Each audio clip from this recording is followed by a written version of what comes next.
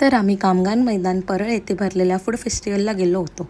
तिथे वेगवेगळ्या प्रांतातील शाकाहारी आणि मांसाहारी पदार्थाची अप्रतिम मेजवानी होती.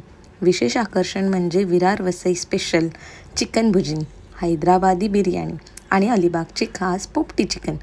त्याचबरोबर बिहारमधील चंपारण मटणही खायला मिळत होतं. शाकाहारींसाठी खानदेशी पिठलं भाकरी, शेगावची कचोरी आणि आपला लाडका उकडीचा मोदक हे पदार्थ होतेच. प्रत्येक स्टॉलवर वेगवेगळी चव, वेगवेगळी खुशबू, वेगवेगळा उत्साह पाहायला मिळत होता. लहान मुलांसाठी तर खास मजेशीर सोय होती.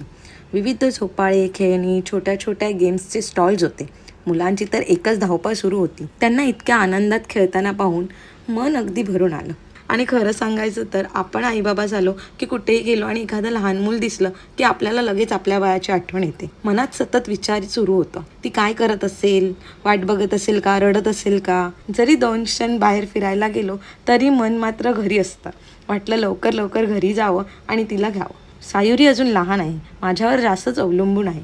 पण हळूहळू ती मोठी होईल, स्वतःचं छोटंसं जग तयार करेल, तिचं मित्रमैत्रिणी असतील, तिचे स्वतःचे प्लॅन्स असतील. आज आपण तिची काळजी करत आहोत, पण उद्या कदाचित ती आपल्याला सांगेल, आई मी येते थोड्याच वेळात, काळजी करू नकोस. ते विचार करताना मनात एक थोडंसं हसू येतं आणि थोडीशी भावुकही होते. निघताना माझं लक्ष पाण्याच्या स्टॉलकडे गेलं. तिथे इतक्या वेगवेगळ्या पाण्याची व्हरायटी होती की नक्की कोणतं घ्यावं हेच समजत नव्हतं.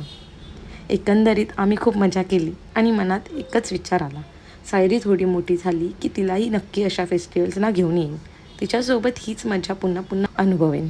तुम्ही तुमच्या कुटुंबांसोबत अशा फेस्टिवलचा आनंद नक्की घ्या. व्हिडिओ आवडला असेल तर लाईक करा, शेअर करा आणि मला फॉलो करायला विसरू नका. Bye bye.